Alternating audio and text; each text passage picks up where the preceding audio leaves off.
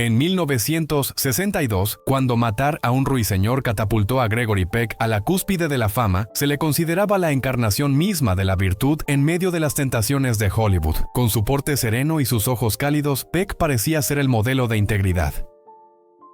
Sin embargo, tras ese exterior apacible, albergaba una profunda obsesión, un intenso odio por el caos y la hipocresía de la industria cinematográfica. En el set, Peck a menudo se encontraba con situaciones que ponían a prueba su paciencia hasta el límite. Hubo una vez un actor que llegó con una maleta llena de alcohol y 3 serpientes, lo que exasperó a Peck lo suficiente como para exclamar: «No puedo trabajar en un circo así». Otro actor incluso trajo un arma real para probar el realismo de una escena.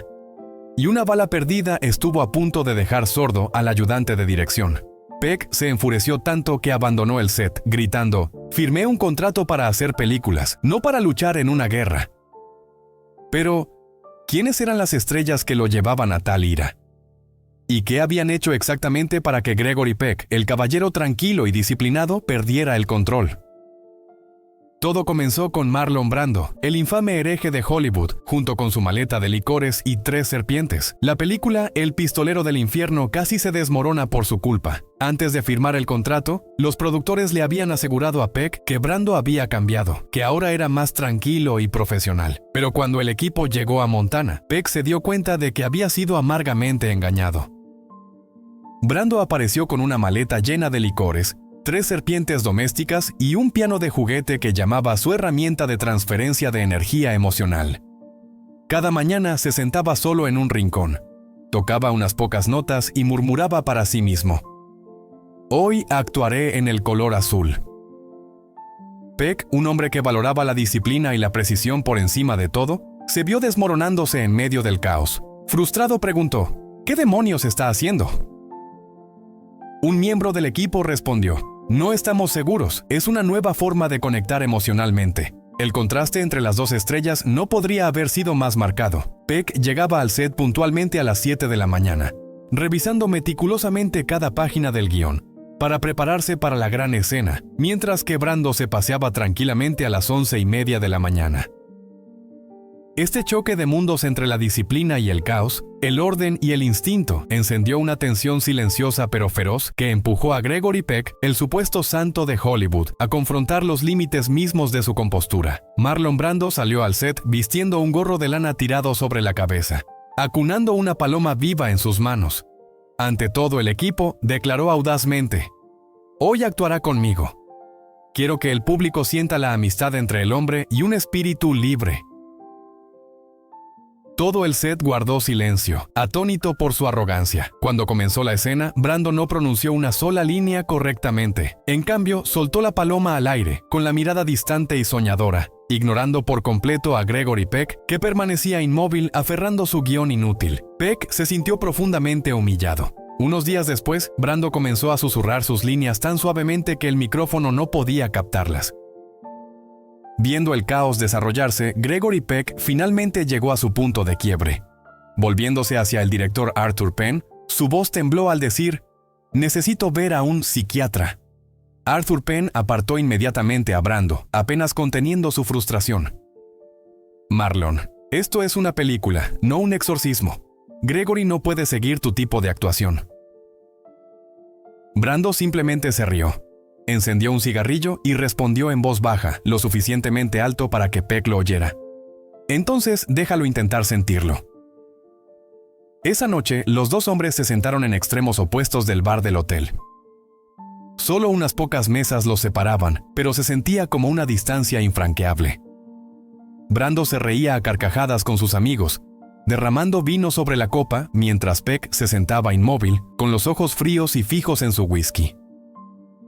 Ninguno habló una palabra, pero el silencio entre ellos era más pesado que el odio. Años después, cuando se le preguntó sobre Gregory Peck, Brando simplemente sonrió con suficiencia y dijo: «Greg es como una estatua de la victoria, guapo, frío y sin alma». Y cuando Brando falleció, un reportero le preguntó a Peck si sentía algún remordimiento. La pregunta quedó en el aire sin respuesta porque quizás la respuesta ya estaba allí en la mirada tranquila e impasible del hombre a quien Hollywood alguna vez llamó su brújula moral. Gregory Peck hizo una pausa por un momento, luego respondió rápidamente: «No, Se lo merecía. Marlon Brando se había ido, pero la tormenta que dejó atrás estaba lejos de terminar. Peck pensó que nunca más tendría que enfrentarse a tal caos en un set de filmación hasta que conoció al siguiente, Frank Sinatra, la estrella imprudente que llevó a Gregory Peck a la locura. Los dos estuvieron a punto de llegar a las manos durante el rodaje de El Coronel Von Ryan y su compañía.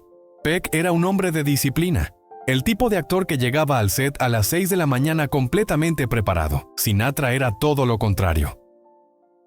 A menudo aparecía después del almuerzo, a veces todavía apestando a alcohol, manteniendo a todo el equipo esperando hasta casi las 11:30 de la mañana. Sin embargo, nadie, ni el director David Miller, ni ningún miembro del equipo de iluminación o sonido, se atrevió a criticarlo.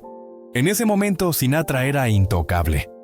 Un actor ganador del Oscar, un ícono mundial y una de las voces más célebres del mundo. Su falta de profesionalismo enfurecía a Peck. Así que, cuando Sinatra entró tarde e indiferente, Peck le dijo tranquilamente al director: «Si no estás sobrio, renuncio a esta película». El director Miller, sabiendo lo peligroso que era cruzar a Sinatra, solo pudo suplicar: «Greg es Sinatra, no lo presiones. No querrás morir por esto». Para Sinatra, actuar no era más que un pasatiempo secundario, un descanso de su glamorosa vida como artista. Durante una escena intensa, mientras Peck estaba completamente absorto en su papel, Sinatra interrumpió deliberadamente el ambiente silbando y escupiendo en el suelo. Peck se detuvo en seco, mirándolo directamente. Sinatra solo sonrió con suficiencia. «Lo siento, San Gregorio». Cuando un joven asistente comentó inocentemente que Peck realmente parecía un sacerdote, Sinatra estalló en carcajadas, levantó su copa y se burló. ¿Un sacerdote? No, es San Gregorio, el santo más aburrido de Hollywood. La explosión final llegó durante su última escena juntos. Sinatra llegó 3 horas tarde, apestando a whisky. Cuando el director lo instó a concentrarse, ladró: «No necesito esto. He cantado en el Caesars Palace. Sé lo que es la emoción». Peck recogió con calma el guión, lo colocó frente a él y dijo en voz baja: «Esto no es un club nocturno, Frank. Estamos haciendo una película». Sinatra lo fulminó con la mirada. Sus labios se curvaron en una sonrisa antes de responder bruscamente: «Entonces ve y haz la película tú mismo». Y así, el set quedó en silencio. Dos leyendas paradas en extremos opuestos de profesionalismo y orgullo, encerradas en un momento que sería recordado como uno de los encuentros más tensos de la historia de Hollywood. Aunque Gregory Peck terminó su papel en El Coronel Von Ryan y su compañía, nunca miró a Frank Sinatra durante sus escenas compartidas. Incluso después del estreno de la película, Peck se negó a asistir a conferencias de prensa donde Sinatra estuviera presente. Irónicamente, esa misma tensión entre ellos creó una energía innegable en la pantalla. Como escribió un crítico: «Peck aporta control, Sinatra aporta caos, y juntos crean una dinámica impresionante». Más tarde, cuando se le preguntó sobre su experiencia filmando El Coronel Von Ryan y su compañía, Peck respondió con frialdad: «Frank tenía talento, pero era absolutamente insoportable». En su última entrevista sobre el tema, cuando un reportero le preguntó si volvería a trabajar con Sinatra, Peck sonrió levemente y dijo: «Preferiría actuar con una silla vacía. Al menos no escupirá en la cara de la gente». Pero Frank Sinatra solo era el principio. Unos años después, Gregory Peck se enfrentaría a otro hombre, a quien más tarde describiría como la experiencia más terrible de mi vida. Ese hombre era Richard Burton. Para Peck, su encuentro con Burton se convirtió en una prueba inolvidable. Su primer encuentro tuvo lugar en una lujosa fiesta en Beverly Hills. Burton entró con un vaso de whisky en la mano, su profunda voz teatral resonando por la habitación como si estuviera recitando Shakespeare, en lugar de socializar. Cuando alguien presentó a Gregory Peck como el hombre que dio vida a Atticus Finch, Burton estalló en risas ebrias y declaró en voz alta a todos a su alrededor: «Gregory Peck no es un actor, es un discurso de derechos humanos envuelto en un traje caro». La sala estalló en risas ante la descarada arrogancia de Burton, pero él no había terminado. En fiesta tras fiesta, Burton continuó su burla, refiriéndose a Peck como San Gregorio o el hombre que finge vivir virtuosamente. Incluso en entrevistas, Burton no podía resistirse a lanzarle pullas, burlándose: «Peck actúa como si estuviera dando un discurso en las Naciones Unidas». Luego, en 1965, Cuando Richard Burton estaba en la cima de su fama, surgió un nuevo proyecto cinematográfico. Los productores querían que Burton y Peck protagonizaran juntos. El guión se envió primero a Gregory Peck y fue entonces cuando la historia casi se repitió. Gregory Peck leyó solo unas pocas páginas del guión antes de tirarlo sobre la mesa y decir con frialdad: «Puedo trabajar con cualquiera menos con un tonto arrogante como él». A las 48 horas, el proyecto fue cancelado. La profesionalidad y la reputación impecable de Peck habían puesto fin a cualquier posibilidad de colaboración, asestando un duro golpe al orgullo de Richard Burton. Más tarde, en una entrevista con un periodista británico, Burton confesó que odiaba a Gregory Peck hasta la médula, no por quién era, sino por lo que representaba. La reputación de Peck, se burló Burton, es la mayor mentira que Hollywood jamás aceptó creer. Burton no hizo ningún intento de ocultar sus defectos. Bebía mucho, se entregaba a escandalosos amoríos y a menudo perdía los estribos. Para él, esa era la verdad del arte y de la vida. Peck, por otro lado, parecía vivir ajeno a todo eso. Tranquilo, disciplinado, casi santo. Burton veía esa perfección como un engaño insoportable, algo que se burlaba de su propio caos. «Cada vez que veo su cara quiero vomitar», dijo Burton una vez. «Es mi conciencia, la vergüenza que siempre intento negar. Demuestra que un hombre puede vivir sin locura, sin alcohol, sin pecado, y eso me vuelve loco. Odio lo que me obliga a ver de mí mismo». Cuando Richard Burton murió en 1984, los periódicos de todo el mundo reimprimieron esa infame cita como un símbolo de arrogancia. Al día siguiente, un reportero se acercó a Gregory Peck, preguntándole si tenía algo que decir sobre la muerte de Burton. Peck miró a lo lejos por un momento y respondió en voz baja: «Un hombre como Burton no necesita que yo diga nada más». Si Frank Sinatra había puesto a prueba la paciencia de Peck y Burton había herido su orgullo, el siguiente hombre desafiaría todo lo que creía. John Wayne, la otra mitad del alma dividida de América. John Wayne y Gregory Peck se odiaban profundamente.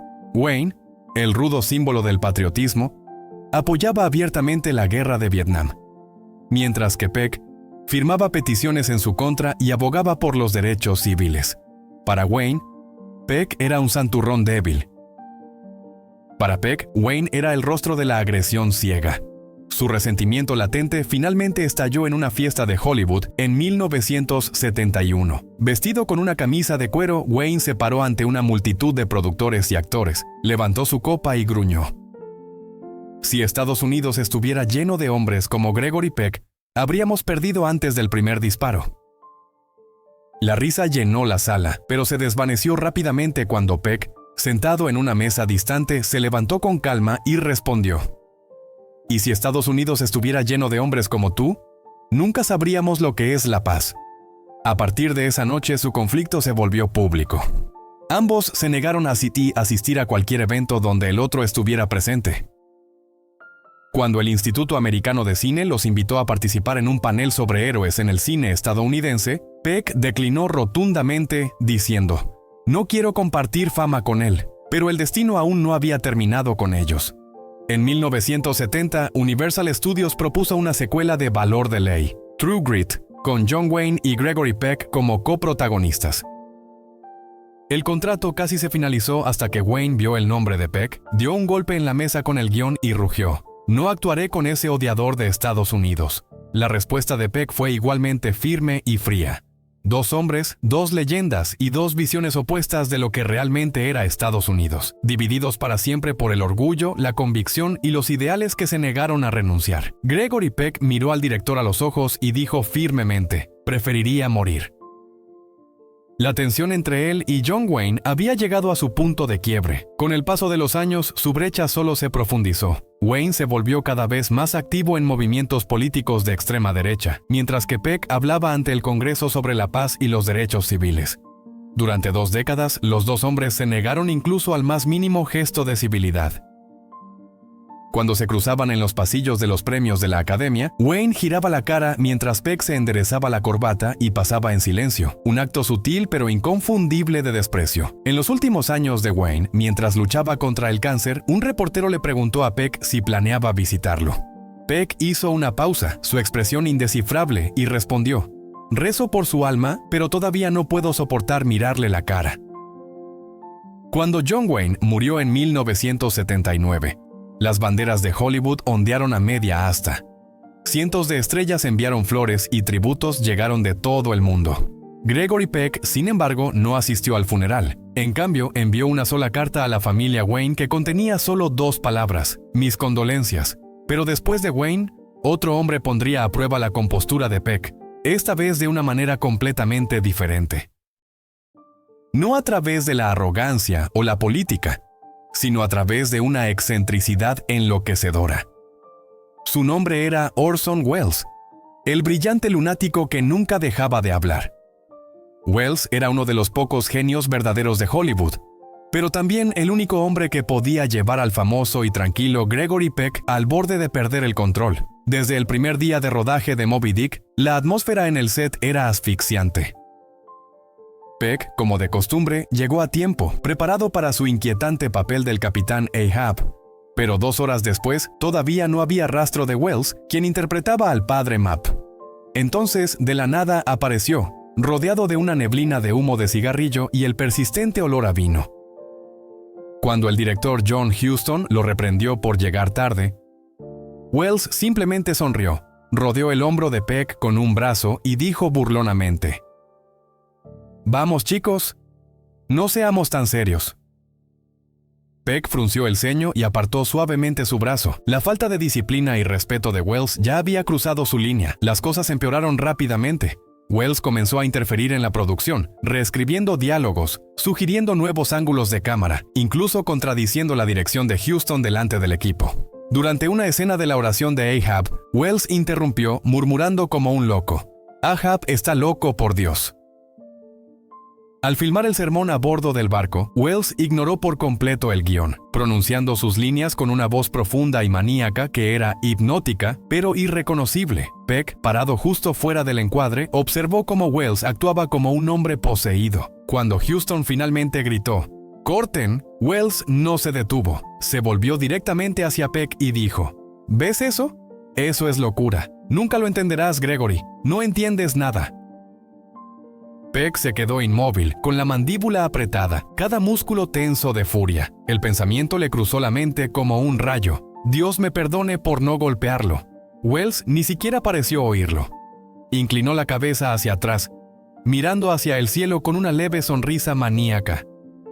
«No sabe lo que es la locura», murmuró Welles. «¡Qué hombrecito patético!». A partir de ese día, Gregory Peck mantuvo su distancia.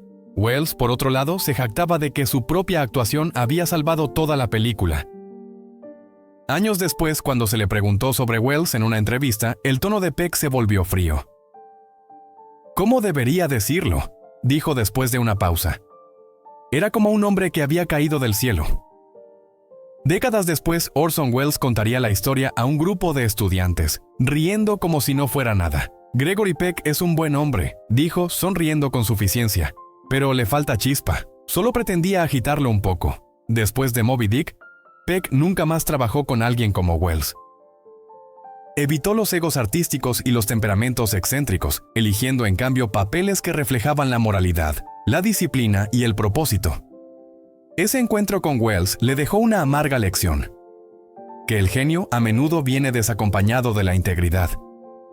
Sin embargo, a pesar de todos los hombres ardientes y arrogantes con los que se había cruzado, el que realmente lo desestabilizó nunca levantó la voz, ni lanzó un insulto. No lo necesitaba. Su mera existencia era suficiente para hacer que Peck se sintiera disminuido, pero un hombre poseído por una necesidad casi patológica de eclipsarlo. Kirk Douglas. Durante casi 20 años, Peck y Douglas libraron una guerra silenciosa, educada en la superficie, venenosa por debajo. A finales de la década de 1940, Peck ya era un actor de primera categoría, el rostro de la virtud de Hollywood. Douglas, recién famoso después de Campeón, despreciaba todo lo que esa imagen representaba. A menudo se burlaba: «Gregory simplemente se queda ahí y deja que su moralidad haga la actuación». En las entrevistas, Douglas nunca perdió la oportunidad de darle una puñalada. Cuando se le preguntó sobre la diferencia entre ellos, sonrió y dijo: «Gregory Peck es rígido como una tabla, y por eso siempre seré mejor. La cita se difundió rápidamente, avivando las llamas entre ellos. Su rivalidad alcanzó su punto álgido en 1963, cuando Gregory Peck ganó el Oscar por Matar a un ruiseñor, inmortalizándolo como Atticus Finch, la encarnación misma del coraje moral. Mientras el público se levantaba para aplaudir, Kirk Douglas se sentó en la última fila, copa en mano, y murmuró lo suficientemente alto como para que los de cerca oyeran. Si realmente fuera Atticus Finch, Hollywood no se ahogaría en hipocresía. Peck lo escuchó. Se giró, miró a Douglas con una mirada breve y distante y no dijo nada. Más tarde, cuando un periodista le preguntó sobre el comentario de Douglas, Peck simplemente respondió: a él le encanta montar un espectáculo. Douglas continuó persiguiendo papeles crudos y desafiantes. Senderos de Gloria, Espartaco, el tipo de películas que mostraban los dientes. Peck, mientras tanto, permaneció en el centro tranquilo de la conciencia de Hollywood.